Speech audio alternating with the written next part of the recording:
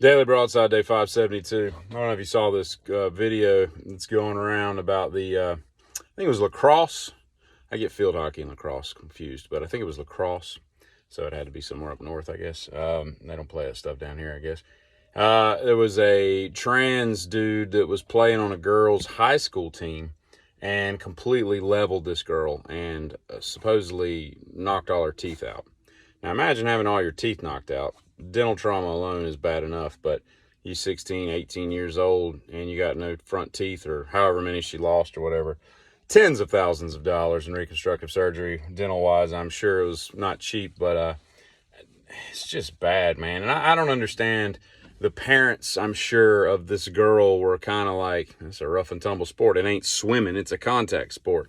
So, there is a chance for injury. And when you're playing against, a 17, 18-year-old boy, I don't care if he's dressed like a girl or not, he's going to deliver a little more power than what a girl can do. Now, a girl could knock your teeth out too, but it's a lot less likely with the size of them and just their overall aggression, I guess you could say.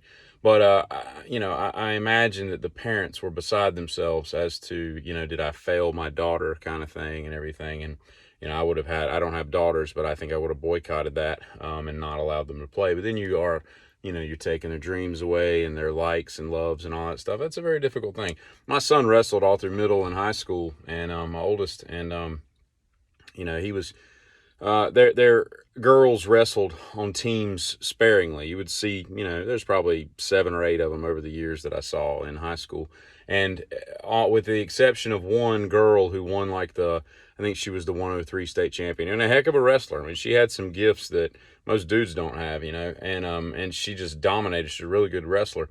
But every other one I saw just got rolled. It just ended like that, And when he was 103 as a freshman, he had to wrestle a girl, and he knew it going in. He knew what the other team had at his weight class. And, I told him, I'm like, and it's the saying they say, if you wrestle a girl or fight a girl, you're going to lose either way, because you either lost to a girl, which you're not supposed to do as a male wrestler, or you beat up a girl. Nobody's really going to respect you. It really creates an odd thing. And I love the fact that girls want to wrestle, and it's sad that there's not enough other female wrestlers to make a female sport out of that. There's just not something cauliflower ear and makeup don't really go together typically with, pubescent girls is not really something they want to get involved in.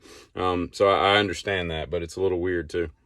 Message to DeSantis, just take your boots off. Okay, we know you're wearing lifts.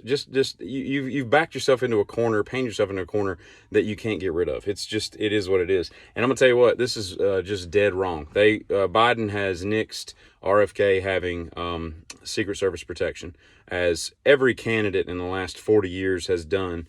And that they all ask for it, and the president in this case has denied it. And he's had 2 people armed break into his house or on his property or something like that. Not only that, but he's dealing with the loss of an uncle and a father, kind of a prominent assassination attempt.